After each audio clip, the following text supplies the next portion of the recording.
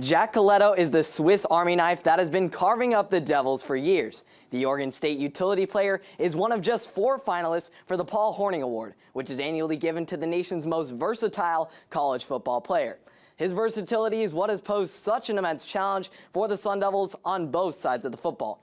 For head coach Zeke Jones, he knows what it takes to find success at the lightweight division. A 3-time All-American at 118 pounds for the Sun Devils and a member of the 1988 National Championship team. Now as the head coach of ASU, Jones has consistently produced high-caliber lightweights such as Josh Kramer, Brandon Courtney, and the emerging Richard Figueroa, who has burst onto the college scene this year with 3 wins over top 20 ranked opponents. The Sun Devils now improved to 8-0 in games when Van Dersen scores or assists on a goal. Herron Douglas's resurgence comes just in time as ASU currently sits at number 19 in the NCAA RPI poll with the postseason just around the corner. Flipping to the other side of the ball, the Sun Devils' ball movement has been the key to their high-scoring offense. The Maroon and Gold have posted 20 assists in back-to-back games for the first time since 2011, with 10 different players scoring over 2 points in both of those games. Leading scorer DJ Horn said it best. Guys are sharing the sugar, man. They certainly are, and the Sun Devils are off to their sweetest start since 2018. Uncoincidentally, the last time they made the NCAA tournament. From 1900 until 1983, the Territorial Cup had gone missing until it miraculously resurfaced here in the basement at the First Congressional Church of Tempe. Nobody quite knows how it went missing for so long or why it resurfaced in the basement of a local church, hence why it remains a mystery to this day. So whether the Territorial Cup remains in Tempe or has to be shipped away to Tucson, you can be sure that this fading silver artifact will be in good hands. For Cronkite Sports, I'm Blake Niemann. For the Sunkist Kids Wrestling program, success comes without question. The RTC, located right in the heart of the Valley, has attracted some of the most respected names in all of wrestling. Many of those talented wrestlers come straight from Arizona State, including Brandon Courtney, Colton Schultz, and 2-time national champion Zahid Valencia. However, Sunkist Kids is part of something bigger than just attracting high-level wrestlers. They are among the leaders in advancing the interests of women and their place in the sport of wrestling. For us, there was no question women were always welcome. Women were always going to be a part of the program as long as they wanted to be a part of the program, and really pushing executives and powers that be to take it seriously and provide the resources that they needed. Those resources that Sunkist Kids provides are what have helped current ASU students Savannah Cosme, Kennedy Blades, and Karina Blades continue to pursue their passion despite the barrier of women's wrestling not being an NCAA-sanctioned sport. Coach is super flexible with our schedule. Since it's a college schedule into our first year, we have a lot of classes. We're all taking 16 credits for our first semester, and then balancing that with lifting and practice. So just the fact that Coach is very lenient, and he'll even do privates with us as late as we want or as early as even like 5 a.m. And just being able to have that flexibility along with such a high-caliber coach just really brings everything together. Being in this room, I'm training with some of my idols that I've looked up to my whole life. So just being able to do that is already a major accomplishment for me. And now being able to get to that next step is where I want to be. Following off what Savannah said, we all have very similar dreams, like world champion, Olympic champ, and I feel like the resources, the partners that we have access to at Arizona State is definitely what motivated us to come here. It is women like these 3 that are continuing to elevate the level of competition in women's wrestling, which is only helping the growth of all wrestlers at Sunkist Kids and beyond. Helping grow all aspects of wrestling is Sunkist Kids' ultimate mission. It's a different format a little bit for wrestling, combining men and women in different age groups, but I mean that's kind of ideally what we're trying to do, is just help our sport. And if we have common goals and common minds, it doesn't matter the age or if it's a woman or a man.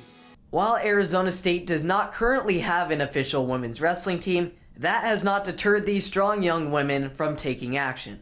The 3 wrestlers have come together to help start the Lady Devils Women's Wrestling Club, which is something they hope will pave the way for future Sun Devils.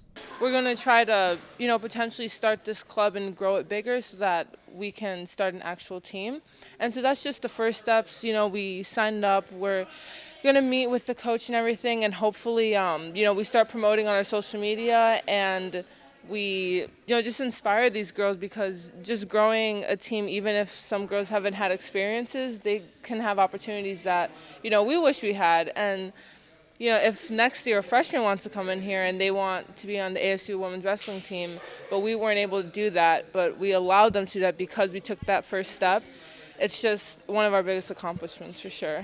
Sun-kissed kids and their wrestlers are on the forefront of change. It's only a matter of time. Another week passes by in this spooky October, and thus we are back here in Studio 6 bringing you a fresh edition of Inside the Inferno. I'm Blake Niemann, joined by Ray Belcora. We got a lot to unpack in the ASU sports world today. After stepping into the starting quarterback role in the wake of an injury to Emory Jones, redshirt junior Trenton Bourget caught national attention due to his impressive leadership in the Sun Devils' victory. The All-State Sugar Bowl recognized Bourget's efforts with the Manning Award. Now here to take a deeper look at the QB's performance and his outlook going forward is Douglas Santo. Serena Williams has rightfully been absorbing the spotlight at this year's U.S. Open. Nevertheless, in the shadows of Serena, members of the ASU tennis team were competing in the Grand Slam title as well. Arizona State football finally found a way to snap their dreadful losing streak dating back to week 2 when the Sun Devils fell to Oklahoma State. For more on how ASU managed to win a shootout against the number 21 ranked Washington Huskies is Finn Garrison. As Ryan just previewed, it is not going to be a walk in the park for Arizona State like it was against NAU last Thursday. The Sun Devils this week are faced with a much taller task in facing the number 11 ranked Oklahoma State Cowboys. The Devils look to avoid adding to the list of Pac-12 teams who have failed to get the job done in their early season primetime matchups. Sun Devils attacking in the transition game. They'll start at midcourt with Frankie Collins set to take the inbound from Desmond Cambridge Jr., the transfer from Nevada. We'll pitch it in to the transfer from Michigan.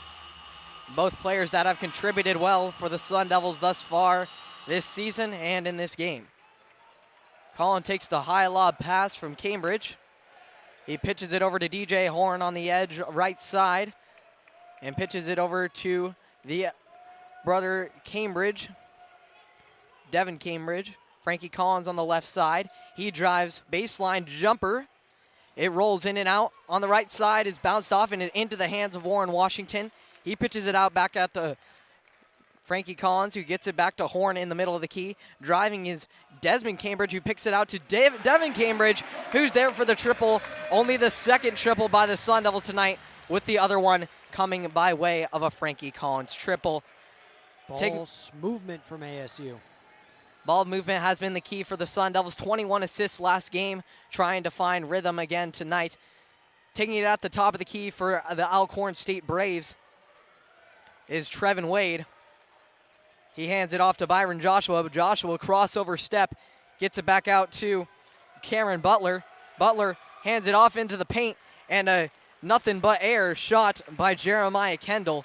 Frankie Collins had taken it up the other way, gets it to DJ Horn on the right side, and lob pass from Horn to Warren Washington. Slam jam for the man. No one loves those lob passes better than these Sun Devils, Blake. They're bread and butter, and it's got them going here in the second half. Trevin Wade taking it the other way for the Alcorn State Braves. He gets it back from the pass from Byron Joshua. He takes a shot from long range. It goes no good, not enough mustard on it off the front of the rim, but he gets his own rebound. He takes a drive on the right side, but is stopped in his tracks by DJ Horn. He keeps driving on Horn, but now finally gives it away to Pajoud. Pajoud swatted away, and it's rebounded in the paint. Looking for a shot was Kendall, and looking for another chance at a shot is Pajoud, but holding it down low at the defensive end is Warren Washington, who, as he has been high-flying on the offensive end, has been doing an equally good job on the other end. Washington, the Sun Devils' leading scorer tonight with 11. He has not missed a shot from the line or from the field. He has been the engine of ASU's offense, like many expected with a short team like Alcorn State. Sun Devils looking to work through the Alcorn State zone, and drawing a foul on the play is Devin Cambridge. The foul coming on Pajoud. That'll be Pajoud's third personal foul, something to keep track of. Frankie Collins set to inbound. He gets it to Washington in the far side corner. He gets it back to DJ Horn on the handoff. Horn crossover step back, working on the defender. He gets it back up to Desmond Cambridge for long range. It goes off back iron. Scramble for the ball. Loose ball. It's picked up and taken the other way by Byron Joshua before being swatted away by Frankie Collins.